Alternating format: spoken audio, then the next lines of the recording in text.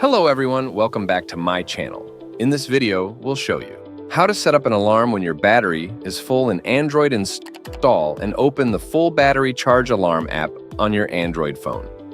Tap on the Enable Alarm button. A notification permission pop-up will show up. Tap on Continue, followed by Allow. Another pop-up will show up, saying that you will see this app's notification in the notification panel. Tap on OK Now.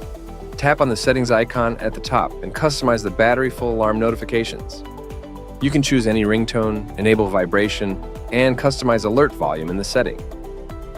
By default, you will be alerted when the battery level reaches 100%, but you can customize and change the target percentage. For that, first enable the toggle next to Set Custom Target Percentage. Then set the desired battery percentage. Now, whenever you charge your phone, the app will alert you when the battery is fully charged. So, that's all for today, and I hope you liked the video. Don't forget to like, share, and subscribe.